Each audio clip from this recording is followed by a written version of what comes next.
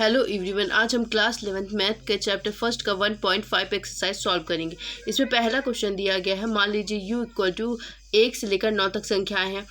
a 1 2 3 4 है, b 2 3 6 8 है, 2 4 6 8 sorry, और c जो है 3 4 5 6 है। तो a डैश हमें b डैश यानी a not b not a सर्वनिष्ठ c ए सम्मिलन सी डैश और ए सम्मिलन बी डैश ज्ञात करना है, जहाँ पर ए डैश का डैश ज्ञात करना है, बी माइनस सी का डैश ज्ञात करना है। चलिए इसको सॉल्व करके देखते हैं। अब हमें यहाँ पे ए डैश पहले नंबर में ज्ञात करना है। ए डैश हम कैसे ज्ञात करेंगे? जो कि यू के सभी अवयव होंगे जो कि ए में नहीं है। तो कौन कौन ए में नहीं है? ए में सिर्फ 1 2 3 4, उसके बाद वाले अवयव किस में आएंगे? ए नॉट में आएंगे। यू के वे सभी अवयव जो ए में नहीं है, तो 5 6 7 8 9 नहीं है तो ए डैश में आ जाएंगे यानी ए नॉट में। बी नॉट बी के सभी अवयव जो कि यू में नहीं है, तो कौन से नहीं है? 2 बी में भी है। यू के वे अवयव हमें लिखना है जो बी में नहीं है, तो 2 4 6 8 को छोड़कर बाकी सभी अवयव जो बी में नहीं है उनको लिख देंगे, यानी कि 1 3 5 7। ए सम्मिलन सी पहले ज्ञात करेंगे हम डैश निकालने के लिए। ए सम्मिलन सी क्या होगा? ए और सी के सभी अवयव को सम्मिलित रूप में लिखना है, यानी कि 1 2 3 4 5 6।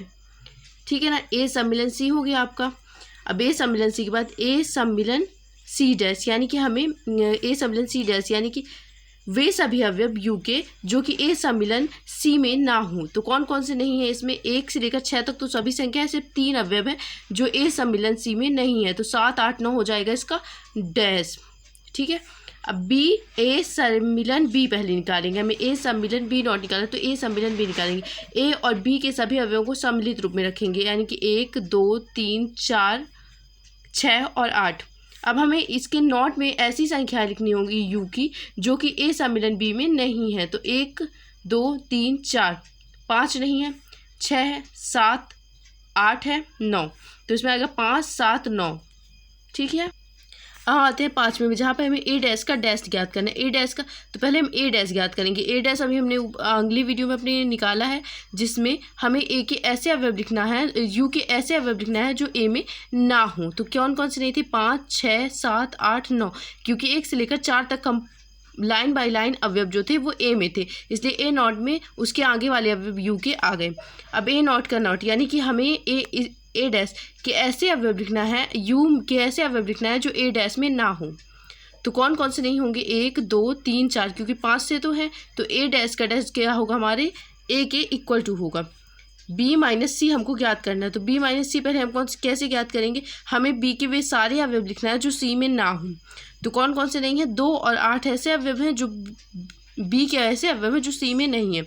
4 और 6 दोनों बी में सी में है, लेकिन 2 और 8 बी के ऐसे अवयव जो सी में नहीं है, इसलिए बी माइनस सी क्या हो जाएगा? 2 और 8। हमें बी माइनस सी का डैश ज्ञात करना है, यानी हम यू के ऐसे अवयव यू के वे सभी अवयव लिखेंगे जो बी माइनस सी में ना हो, यानी 2 8 बस तो है, तो बाकी 2 8 छोड़ के हम बाकी सभी अवयव लिख देंगे, जैसे कि 1 3 4 5 6 7 8।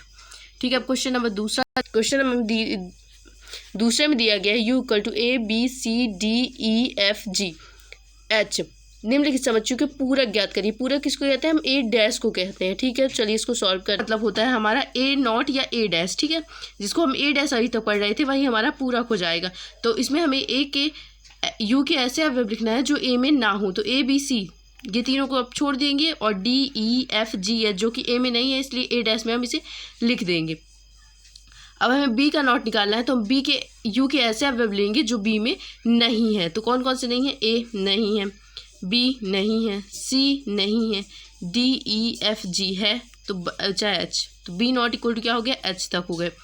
अब सी में भी हमें पूरा ही याद करना है, तो ए सी ई जी दिया हुआ है, तो हमें यू के ऐसे अवयव लेना है जो सी में ना हो। तो कौन कौन से नहीं है? बी डी एफ एच नहीं है। अब हम आते हैं डी नंबर की तरफ। डी मतलब अपने चौथे नंबर में, जहाँ पर दिया गया है एफ जी एच ए। अब हमें यू के ऐसे अवयव लिखना है जो कि डी में ना हो, तो कौन से नहीं है? बी नहीं है, सी नहीं है, डी नहीं है, ई नहीं है। ठीक है, ये भी क्वेश्चन हमारा खत्म हुआ। अब हम आते हैं क्वेश्चन नंबर तीसरे की तरफ। तीसरा दिया गया है प्राकृत संख्याओं के समुच्चय को सार्वत्रिक समुच्चय मानते हुए निम्नलिखित समुच्चयों के पूरक ज्ञात करिए। x एक प्राकृत सम संख्या है, x एक विषम प्राकृत संख्या है। तो चलिए हम इसे सॉल्व करते हैं।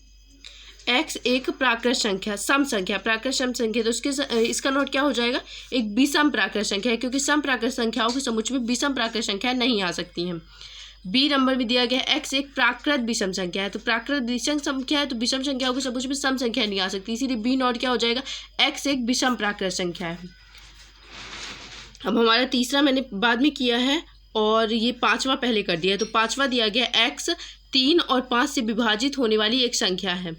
तो इसमें क्या लिखेंगे आप, ए नोट में x नेचुरल नंबर है और x एक धन पूर्णांक है जिसे 3 से भाज्य नहीं किया जा सकता है, आपको बस उसका अपोजिट करते जाना है। जैसे क्वेश्चन नंबर तीसरा दिया गया x संख्या 3 का एक धन गुणज है, तो हमें क्या लिख देना है, x संख्या 3 का एक धनात्मक गुणज नहीं है।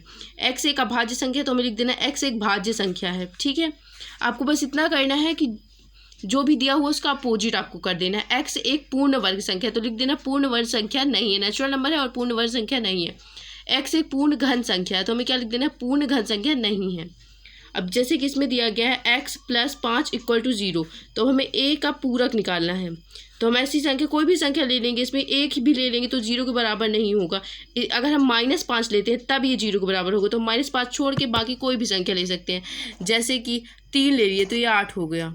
ठीक है, इसी तरह हम कोई भी संख्या ले लेंगे लेकिन -5 नहीं लेंगे। अब इसके बाद हम देखते हैं, दिया गया है x जहाँ पर 2x + 5 = 9 है, तो हमें ऐसी संख्या लेना है कि इसको जोड़ने पर क्या आ जाए, हमारे पास 9 आ जाए। तो हम यहाँ पे 2 नहीं लेंगे, सॉरी, क्योंकि हमें a का पूरक ज्ञात करना है, यानी ऐसी संख्या आनी चाहिए जिसको ये करने में हमें 9 ना मिले। तो हम यहाँ पे 1 ले लेंगे, अगर हम 1 ले लेंगे तो देख कम 2 5 7 होता है, 9 के बराबर नहीं है। ठीक है, अब हम 10वां दिया गया है कि x जो है बड़ा और बराबर है, x बड़ा और बराबर है 7 से, तो हम x नेचुरल नंबर है, x से बड़ा ले लेंगे 7, यानी x छोटा हो जाएगा 7 से। इसका हमें क्या करना है, नॉट में क्या होता है, उल्टा होता है, इसीलिए क्या कर देंगे हम, यहाँ पे x बड़ा दिया हुआ है, यहाँ पे हम 7 बड़ा कर देंगे, तो ये उल्टा हो गया। बस पूरक में हमें यही तो करना होता है।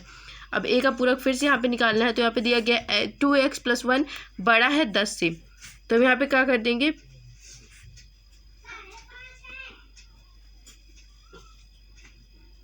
यहाँ पे हम x बड़ा है 9/2 से कर देंगे। ठीक है, हमारा क्वेश्चन नंबर 3 जो है वो क्या हो गया, ख़त्म हो गया। क्वेश्चन नंबर 4 हम अगले वीडियो में कवर करेंगे।